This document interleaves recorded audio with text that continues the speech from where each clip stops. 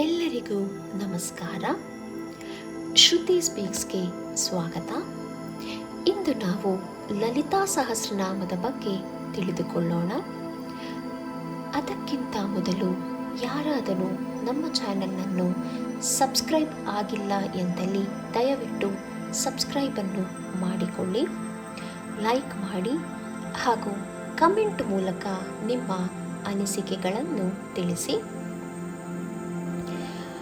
ವೀಕ್ಷಕರೇ, ನಾವು ಆಡುವ ಪ್ರತಿಯೊಂದು ಮಾತು ವಿಶ್ವಕ್ಕೆ, ಅಂದರೆ ಆ ಯೂನಿವರ್ಸ್ಗೆ ಸೇರುತ್ತದೆ. ಹಾಗಾಗಿ ಆಡುವ ಪ್ರತಿಯೊಂದು ಮಾತು ಹುಷಾರು ಎಂದು ದೊಡ್ಡವರು ಹೇಳುವುದು. ಲಲಿತಾ ಸಹಸ್ರನಾಮ ಅನ್ನುವುದು ಒಂದು ಯಂತ್ರ, ಮಂತ್ರ ಹಾಗೂ ತಂತ್ರ. ಲಲಿತಾ ಸಹಸ್ರನಾಮವನ್ನು ಹೇಳಿದಾಗ ಅದು ಒಂದು ಶ್ರೀಚಕ್ರದ ಆಕಾರವನ್ನು ತೆಗೆದುಕೊಳ್ಳುತ್ತದೆ. ಅಂದರೆ ನಾವು ಉಚ್ಚಾರ ಮಾಡುವ ಪ್ರತಿಯೊಂದು ಪದಗಳು, ಪ್ರತಿಯೊಂದು ಸ್ತೋತ್ರಗಳು ಬಹಳ ಮುಖ್ಯ. ಹಾಗಾಗಿ ಲಲಿತಾ ಸಹಸ್ರನಾಮವನ್ನು ಮೊದಲು ಸಂಪೂರ್ಣ ಕಲಿತು ನಂತರ ಉಚ್ಚಾರವನ್ನು ಮಾಡಿ. ನನ್ನ ಒಂದು ಸಣ್ಣ ಸಲಹೆ, ಲಲಿತಾ ಸಹಸ್ರನಾಮವನ್ನು ಮೊದಲು ನೀವು ಗುರುಮುಖೇನ ಕಲಿತು ನಂತರ ಹೇಳುವುದು ಉತ್ತಮ. ಏಕೆಂದರೆ ಈ ಲಲಿತಾ ಸಹಸ್ರನಾಮದ ಪಠಣೆಯಿಂದ ಶ್ರೀಚಕ್ರದ ಆಕಾರವು ಬರುತ್ತದೆ. ನಾವು ತಪ್ಪು ಉಚ್ಚಾರಣೆ ಮಾಡಿದ್ದಲ್ಲಿ ಈ ಲಲಿತಾ ಸಹಸ್ರನಾಮದಿಂದ ಶ್ರೀಚಕ್ರದ ಆಕಾರ ಬರುವುದಿಲ್ಲ. ಹಾಗಾಗಿ ನಾವು ಅದರ ಪಠಣೆ ಮಾಡಿದರೂ ಕೂಡ ಏನು ಪ್ರಯೋಜನವಿರುವುದಿಲ್ಲ.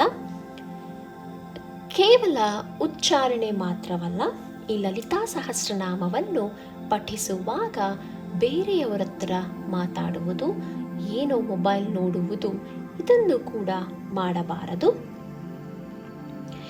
ಈಗ ಈ ಲಲಿತಾ ಸಹಸ್ರನಾಮವು ಹೇಗೆ ಉದ್ಭವವಾಯಿತು, ಈ ಲಲಿತಾ ತ್ರಿಪುರ ಸುಂದರಿ ಯಾರು ಎಂಬುದನ್ನು ನೋಡೋಣ. ಪರಮೇಶ್ವರನು ಮೂರನೇ ಕಣ್ಣು ತೆಗೆದು ಮನ್ಮಥನು ಬೂದಿಯಾದ ಕಥೆಯೆಲ್ಲ ನಮಗೆ ತಿಳಿದಿದೆ. ಹೀಗೆ ಬೂದಿಯ ಗುಡ್ಡ ಬಿದ್ದಿದ್ದಾಗ ಅಲ್ಲಿದ್ದಂತಹ ಒಬ್ಬ ಶಿಲ್ಪಿ ಆ ಭಸ್ಮದ ಕೆಲವು ಭಾಗದಿಂದ ಒಂದು ಪುರುಷ ಆಕಾರವನ್ನು ಕೊಟ್ಟು ನಂತರ ತನ್ನ ಇಷ್ಟ ದೇವತೆಯನ್ನ ಪ್ರಾರ್ಥಿಸಿ ಆ ಆಕಾರಕ್ಕೆ ಜೀವವನ್ನು ಕೊಟ್ಟನು. ನಂತರ ಆ ಜೀವಕ್ಕೆ ಒಂದು ಮಂತ್ರ ಕೊಟ್ಟು ಇದನ್ನು ಸದಾ ಜಪಿಸುತ್ತಾ ಇರು ಎಂದನಂತೆ. ಆ ಹೊಸ ರೂಪ ಪಡೆದಿದ್ದ ಮನ್ಮಥನು ಅದನ್ನು ಉಚ್ಚರಿಸುತ್ತಾ ಇದ್ದಾಗ ಒಂದು ಪಿಶಾಚ ರೂಪ ಪ್ರಕಟವಾಗುತ್ತದೆ. ಆ ಪಿಶಾಚ ರೂಪವು ಈ ಮನ್ಮಥನಿಗೆ ವರವನ್ನು ಕೊಡಲು ಮುಂದಾಗುತ್ತಾನೆ. ಆಗ ಮನ್ಮಥನು ಹೀಗೆ ವರವನ್ನು ಕೇಳ್ತಾನೆ, ನನಗೆ ಯಾವ ದೇವಾನುದೇವತೆಗಳಿಂದ ಸಾವಾಗಬಾರದೆಂದು. ಆಗ ಆ ಪಿಶಾಚನಿಂದ ಮನ್ಮಥನಿಗೆ ಈ ವರವು ಸಿಕ್ಕಿತು. ಇದನ್ನು ಕೇಳಿ ಬ್ರಹ್ಮ ಭಂಡ ಎಂದನಂತೆ. ಭಂಡ ಎಂದರೆ ತಪ್ಪು ವರವನ್ನು ಕೇಳಿದವನು ಎಂದು. ಆಗಲೇ ಇವನು ಭಂಡಾಸುರನಾದನು. ಮನ್ಮಥನನ್ನು ಸುಟ್ಟಂತಹ ಉಳಿದ ಬೂದಿಯಿಂದ ಇನ್ನೊಂದಷ್ಟು ಅಸುರರು ಹುಟ್ಟಿದರು. ನಂತರ ಇವರ ಜೊತೆಗೆ ಶುಕ್ರಾಚಾರ್ಯರು ಕೂಡ ಸೇರಿಕೊಳ್ಳುತ್ತಾರೆ. ಇವರೆಲ್ಲರೂ ಒಂದಾಗಿ ದೇವತೆಯರಲ್ಲಿ ಅವರು ಜೀವಿಸಬೇಕು, ಸುಖ ಪಡಬೇಕು ಎಂಬ ಜಿಜ್ಞಾಸೆಯನ್ನು ಹೋಗಲಾಡಿಸಬೇಕು. ಅಂದರೆ ದೇವಾನುದೇವತೆಗಳಲ್ಲಿ ಕಾಮನೆಗಳನ್ನು ಹೋಗಲಾಡಿಸಬೇಕೆಂದು ಯೋಚಿಸುತ್ತಾರೆ. ಪುರುಷರನ್ನು ನಪುಂಸಕತ್ವವನ್ನು ಸೃಷ್ಟಿಸೋಣ, ಸ್ತ್ರೀಯರಿಗೆ ಕಾಮ ಆಸೆಯನ್ನು ಹೋಗಲಾಡಿಸೋಣ. ಹಾಗಾಗಿ ಸೃಷ್ಟಿಯೇ ನಿಂತು ಹೋಗುತ್ತದೆ ಎಂದಾಗ ಭಂಡಾಸುರನು ಅತ್ಯಂತ ಆನಂದವನ್ನು ಪಡೆಯುತ್ತಾನೆ. ದೇವತೆಯರ ಸ್ತ್ರೀಯರು ಸೌಂದರ್ಯ ರಹಿತರಾದರು. ಭೂಮಿಯಲ್ಲೂ ಕೂಡ ಪ್ರಾಣಿಗಳು ಎಲ್ಲರದರಲ್ಲೂ ಆಸೆಗಳು ಹೋಗಿ ಸೃಷ್ಟಿ ನಿಂತು ಹೋಯಿತು. ಅಸುರರು ಮಾತ್ರ ಸಂತೋಷವಾಗಿದ್ದರು. ಇದನ್ನ ಕಾಮಪ್ರಳಯ ಎಂದು ಕರೆಯುತ್ತಾರೆ. ಇದು ಹೋಗಬೇಕಾದರೆ ಒಂದು ಯಜ್ಞ ಮಾಡಬೇಕು. ಅದು ಲಲಿತಾತ್ಮಿಕ ಯಜ್ಞ. ಇದನ್ನ ತ್ರಿಮೂರ್ತಿಗಳು ದೇವಾನುದೇವತೆಗಳಿಗೆ ತಿಳಿಸುತ್ತಾರೆ. ವಿಷ್ಣುವು ಹೀಗೆ ಹೇಳುತ್ತಾನೆ, ಬ್ರಹ್ಮಾಂಡದ ಆಚೆ ಒಂದು ಮಣಿದ್ವೀಪವೆಂದು ಇರುವುದು. ಅಲ್ಲಿ ತಾಯಿಯು ಹಾಗೂ ಮಹಾಶಂಭುವು ಇದ್ದಾರೆ. ಅವರನ್ನು ಬೇಡಿಕೊಂಡರೆ ಪರಿಹಾರ ಸಿಗಬಹುದೆಂದು ಹೇಳುತ್ತಾರೆ. ಎಲ್ಲರೂ ಆ ಮಣಿದ್ವೀಪಕ್ಕೆ ಹೋಗುತ್ತಾರೆ. ಅಲ್ಲಿ ತಾಯಿಯು ಹಾಗೂ ಆ ಮಹಾಶಂಭುವು ಹೀಗೆ ಹೇಳುತ್ತಾರೆ, ನಿಮ್ಮಲ್ಲಿ ಇರುವ ಅಗ್ನಿಗೆ ಈಗ ಯಾವ ಶಕ್ತಿಯೂ ಇಲ್ಲ. ಹಾಗಾಗಿ ನಾನು ಈಗ ಶಿವಾಗ್ನಿಯನ್ನು ಸೃಷ್ಟಿಸುತ್ತೇನೆ. ನೀವೆಲ್ಲರೂ ಅಂದರೆ ಆ ದೇವಾನುದೇವತೆಗಳೆಲ್ಲರೂ ತಮ್ಮಲ್ಲಿ ಇರುವಂತಹ ಶಕ್ತಿಗಳನ್ನು ಆಹುತಿಗಳನ್ನಾಗಿ ಕೊಡಬೇಕು ಎಂದು ಹೇಳುತ್ತಾರೆ. ಈಗ ತಾಯಿಯ ಷೋಡಶಿ ಮಂತ್ರವನ್ನ ಕೊಡುತ್ತಾರೆ. ತಾಯಿಯ ಪಂಚದಶಿ ಷೋಡಶಿ ಮಂತ್ರಗಳು ಬಹಳ ಬಹಳ ಶಕ್ತಿಯುತವಾದಿದ್ದು. ಇದನ್ನು ಯೂಟ್ಯೂಬ್ನಲ್ಲಿ ನೋಡುವುದು ಹಾಗೆ ಸುಮ್ಮನೆ ಪಠಣೆ ಮಾಡುವುದು ಮಾಡಬೇಡಿ. ಇದು ತುಂಬ ಶಕ್ತಿಯುತವಾಗಿದ್ದು, ಹಾಗಾಗಿ ಗುರುಮುಖೇನ ಮಂತ್ರ ದೀಕ್ಷೆಗಳನ್ನು ಪಡೆದು ಮಾತ್ರ ಈ ಷೋಡಶಿ ಹಾಗೂ ಪಂಚದಶಿ ಮಂತ್ರಗಳ ಉಚ್ಚಾರಣೆಯನ್ನು ಮಾಡಬೇಕು. ಇಲ್ಲದಿದ್ದರೆ ಖಂಡಿತವಾಗಲೂ ರಿವರ್ಸ್ ಎಫೆಕ್ಟ್ ಆಗುವುದರಲ್ಲಿ ಸಂಶಯವಿಲ್ಲ. ಕತೆಗೆ ಬರುವುದಾದರೆ ತಾಯಿಯ ಷೋಡಶಿ ಮಂತ್ರವನ್ನು ಶಂಭುವು ಕೊಡುತ್ತಾರೆ. ಅಲ್ಲಿ ದೇವಾನುದೇವತೆಗಳು ಒಂದು ರಹಸ್ಯ ಪ್ರದೇಶದಲ್ಲಿ ಕೂತು ಆ ಜಪವನ್ನು ಮಾಡುತ್ತಾರೆ. ಆದರೆ ಭಂಡಾಸುರನಿಗೆ ಇದು ತಿಳಿದು ಹೋಗುತ್ತದೆ. ಅವನು ಅಂದರೆ ಆ ಭಂಡಾಸುರನು ಈ ತಪಭಂಗ ಮಾಡಬಾರದೆಂದು ವಿಷ್ಣುವು ಮೋಹಿನಿಯನ್ನ ಸೃಷ್ಟಿಸುತ್ತಾನೆ. ಆ ಮೋಹಿನಿಯಿಂದ ಇನ್ನೊಂದಷ್ಟು ಮೋಹಿನಿಯರನ್ನು ಸೃಷ್ಟಿಸಿ ಭಂಡಾಸುರ ಹಾಗೂ ಅವನ ಸಹಚರರನ್ನು ಬಂದಿಯನ್ನಾಗಿ ಮಾಡುತ್ತಾರೆ. ನಂತರ ಹೋಮಕ್ಕೆ ದೇವಾನುದೇವತೆಗಳು ಅವರ ತತ್ವಗಳ ಶಕ್ತಿಯನ್ನು ಆಹುತಿಯನ್ನಾಗಿ ಕೊಟ್ಟರು. ವಾಯುದೇವರು, ಅಗ್ನಿದೇವರು, ಹೀಗೆ. ಈಗ ಅವರಿಗೆ ಅರ್ಥವಾಗುತ್ತದೆ, ಇಷ್ಟು ದಿನ ಆ ದೇವಾನುದೇವತೆಗಳು ತಮ್ಮದೇ ದೊಡ್ಡ ಶಕ್ತಿ ಎಂದು ಭಾವಿಸಿದ್ದರು. ಈಗ ಅವರಿಗೆ ತಮ್ಮದ್ದು ಏನಿಲ್ಲ, ಏನಿದ್ದರೂ ಆ ತಾಯಿ ತಂದೆಯರದು ಅಂದರೆ ಆ ಭಗವಂತನದು ಎಂಬುದನ್ನು ಅರಿತುಕೊಳ್ಳುತ್ತಾರೆ. ನಾವು ಯಜ್ಞ ಮಾಡುವುದೇ ಅದಕ್ಕಾಗಿ, ಒಂದು ಕೃತಜ್ಞತೆಯನ್ನು ಸಲ್ಲಿಸುವುದಕ್ಕಾಗಿ. ಇಂದ್ರಾಯ ಇದಂ ಮಮ ಸ್ವಾಹ ಅಂತ ಕೊಟ್ಟಾಗ ಭಗವಂತ ನನ್ನದೇನಿಲ್ಲ, ಎಲ್ಲ ನಿನ್ನದೇ, ನಿನ್ನದು ನಿನಗೆ ಕೊಡುತ್ತಿದ್ದೇನೆ ಎಂದು. ಹಾಗಾಗಿ ಎಲ್ಲ ಪೂಜೆಗಳಿಗಿಂತ ಬಹಳ ಶ್ರೇಷ್ಠವಾದದ್ದು ಯಜ್ಞ. ಏಕೆಂದರೆ ನಾವು ಒಂದು ದೇವರಿಗೆ ನೈವೇದ್ಯವನ್ನು ಇಟ್ಟರೆ ಆ ತಂದೆ ತಾಯಿಯರಿಗೆ ತೋರಿಸಿ ಮತ್ತೆ ನಾವೇ ತೆಗೆದುಕೊಂಡು ಅದನ್ನು ತಿನ್ನುತ್ತೇವೆ. ನಾವು ಸೀರೆ ಹೀಗೆ ಏನನ್ನು ನೈವೇದ್ಯವಾಗಿ ಅರ್ಪಣೆ ಮಾಡಿದರೂ ಕೂಡ ಅದನ್ನು ನಾವೇ ಮತ್ತೆ ಬಳಸುತ್ತೇವೆ. ಆದರೆ ಯಜ್ಞದಲ್ಲಿ ಮಾತ್ರ ನಾವು ಏನನ್ನು ಹಾಕುತ್ತೇವೋ ಅದು ಮತ್ತೆ ನಮಗೆ ಬರುವುದಿಲ್ಲ, ಅಂದರೆ ಆ ದೇವತೆಗಳಿಗೆ ಅರ್ಪಣೆ ಆಗುತ್ತದೆ.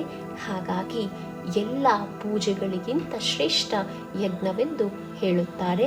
ಆ ಭಗವಂತನಿಗೆ ಅದು ನೇರವಾಗಿ ಸೇರುತ್ತದೆ. ಅಗ್ನಿಯಲ್ಲಿ ಹಾಕಿದ್ದು ಮತ್ತೆ ಬರುವುದಿಲ್ಲ. ಹಾಗಾಗಿ ಹೀಗೆ ಈ ದೇವಾನುದೇವತೆಗಳು ತಮ್ಮ ಆಹುತಿಯನ್ನ ಅಗ್ನಿಕುಂಡಕ್ಕೆ ಹಾಕುತ್ತಿರುವಾಗ ಆ ಯಜ್ಞಕುಂಡದಿಂದ ಮಹಾ ಆವಿರ್ಭಾವವಾಗುತ್ತಾಳೆ. ಒಂದು ಶುಭ ಮುಹೂರ್ತದಲ್ಲಿ ಕೋಟಿ ಸೂರ್ಯ ಪ್ರಭೆಯುಳ್ಳ ತೇಜಸ್ಸು. ಆದರೆ ಆ ತೇಜಸ್ಸು ಕೋಟಿ ಚಂದ್ರರು ಒಟ್ಟಿಗೆ ಇದ್ದರೆ ಹೇಗಿರುತ್ತದೆಯೋ ಹಾಗೆ ಅಷ್ಟು ತಣ್ಣಗೆ ಬಂದಂತೆ. ಚಿದಗ್ನಿಕುಂಡ ಸಂಭೂತ ದೈವ ಕಾರ್ಯ ಸಮುದ್ಯತ, ಗೊತ್ತಲ್ಲವ ನಮ್ಮೆಲ್ಲರಿಗೂ ಲಲಿತಾ ಸಹಸ್ರನಾಮದ ಈ ಶ್ಲೋಕ. ಅಂದರೆ ಅದೇ ಚಿದಗ್ನಿಕುಂಡದಿಂದ ಬಂದಿದ್ದು ಆ ಲಲಿತಾದೇವಿ. ತಾಯಿಯು ಭಂಡಾಸುರನ ವಧೆಗೆ ಹೊರಟಳು. ತನ್ನಲ್ಲಿಯೇ ತಾನು ಶಕ್ತಿಯನ್ನು ಉದ್ಭವಿಸಿಕೊಂಡಳು. ಒಂದು ಸೇನೆಯನ್ನ ತಾನೇ ಕಟ್ಟಿದಳು.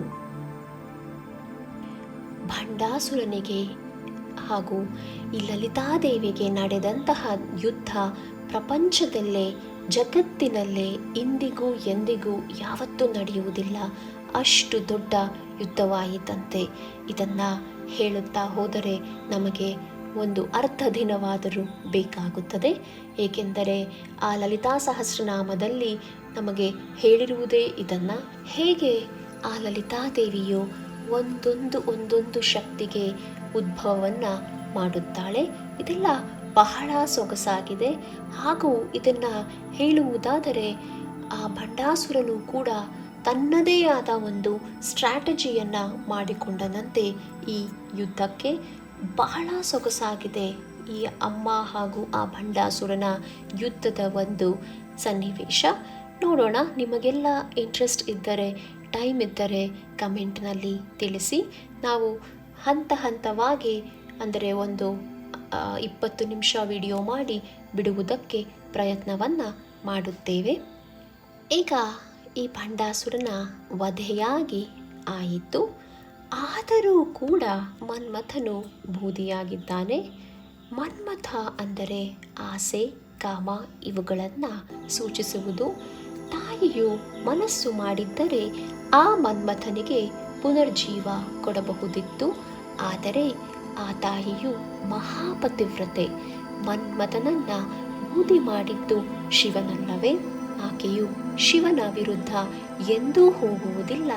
ಹಾಗಾಗಿ ಮನ್ಮಥನನ್ನ ಮತ್ತೆ ಜೀವಂತವಾಗಿ ಆಕಾರ ರೂಪವಾಗಿ ಜನ್ಮವನ್ನು ಕೊಡುವುದಿಲ್ಲ. ಆದರೆ ಮನ್ಮಥನು ಇಲ್ಲವೆಂದರೆ ಕಾಮ ಆಸೆಗಳು ಸುಟ್ಟು ಹೋಗುತ್ತವೆ. ಹಾಗಾಗಿ ಆ ಕಾಮ ಆಸೆಗಳನ್ನು ಹುಟ್ಟಿಸಬೇಕಲ್ಲವೇ? ಸೃಷ್ಟಿಯು ನಡೆಯಬೇಕಲ್ಲವೇ? ಹಾಗಾಗಿ ಆ ತಾಯಿಯು ಮನ್ಮಥನನ್ನು ಹೇಗೆ ಬದುಕಿಸಿದಳೆಂದರೆ, ಪ್ರತಿಯೊಬ್ಬರ ಜೀವಿಯಲ್ಲೂ ಆ ಕಾಮಗಳ ಆಸೆಗಳ ಬೀಜವನ್ನು ಸೃಷ್ಟಿಸಿ ಆ ಮನ್ಮಥನನ್ನು ಪುನರ್ಜೀವವನ್ನಾಗಿ ಮಾಡುತ್ತಾಳೆ. ಮನ್ಮಥನಿಗೆ ರೂಪವಿಲ್ಲ, ಶರೀರವಿಲ್ಲ.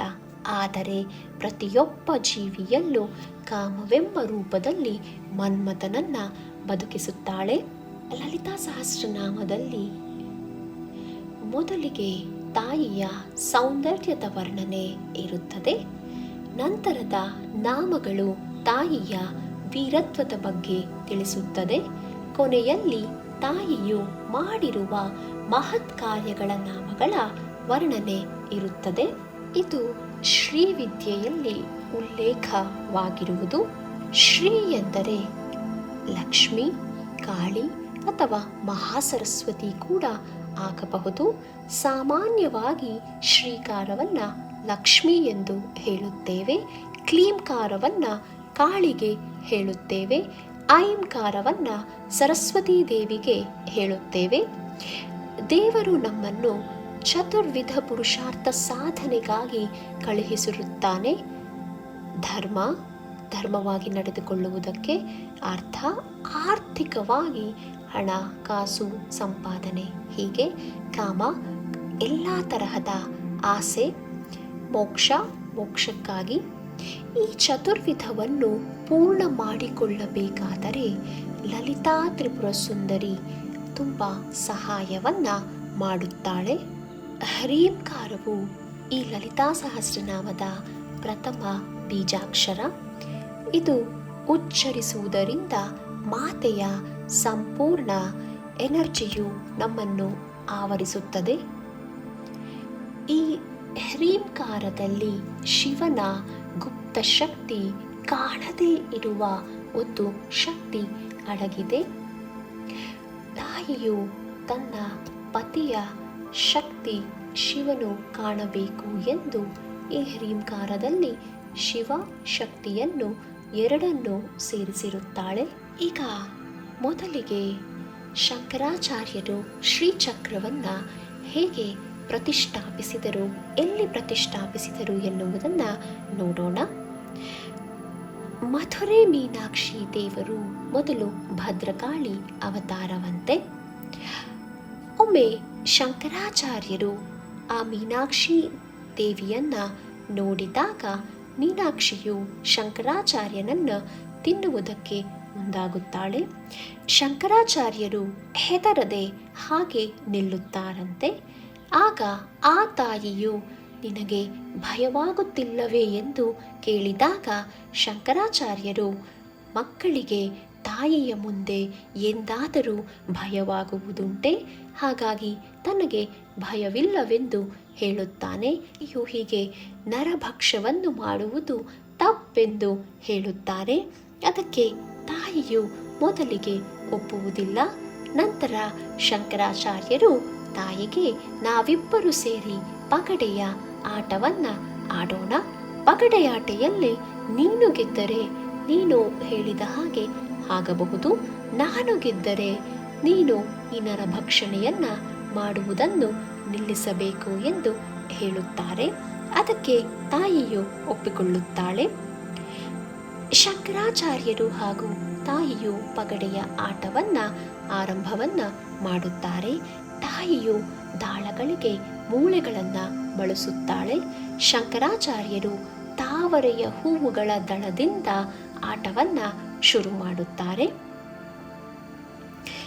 ಶಂಕರಾಚಾರ್ಯರು ಆಟ ಆಡುತ್ತಾ ಆಡುತ್ತಾ ತಾಯಿಗೆ ಗೊತ್ತಾಗದೇ ಇರುವ ಹಾಗೆ ತಾವರೆಯ ದಳ ಎಳೆದು ಅಲ್ಲಿಯೇ ಶ್ರೀಚಕ್ರವನ್ನು ಬರೆದು ಬಿಡುತ್ತಾರೆ. 264 ಯೋಗಿನಿಯರನ್ನು, ಯಕ್ಷಿಣಿಯರನ್ನು ಆವಾಹನೆ ಮಾಡಿ ಶ್ರೀಚಕ್ರ ಬರೆದು ಪ್ರತಿಷ್ಠಾಪನೆಯನ್ನ ಮಾಡುತ್ತಾರೆ. ಈ ಯೋಗಿನಿಯರು ದೇವಿ ಶಕ್ತಿಯನ್ನ ಸಂಪೂರ್ಣ ತೆಗೆದುಕೊಂಡು ಬಿಡುತ್ತಾರೆ. ಆಟದಲ್ಲೇನೋ ತಾಯಿಯೇ ಗೆಲ್ಲುತ್ತಾಳೆ. ಆದರೆ ಶಂಕರಾಚಾರ್ಯರನ್ನ ತಿನ್ನುವುದಕ್ಕೆ ಮುಂದಾದಾಗ ತಾಯಿಯ ಶಕ್ತಿ ಸಂಪೂರ್ಣ ನಶಿಸಿ ಹೋಗಿರುತ್ತದೆ.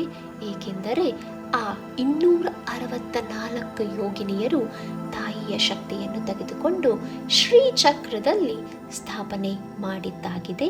ಹಾಗಾಗಿ ನಂತರ ತಾಯಿಯು ಶಾಂತಿ ರೂಪಳಾಗಿ ಅಲ್ಲಿಯೇ ಮೀನಾಕ್ಷಿ ದೇವಿಯಾಗಿ ಪ್ರತಿಷ್ಠಾಪನೆಗೊಳ್ಳುತ್ತಾಳೆ.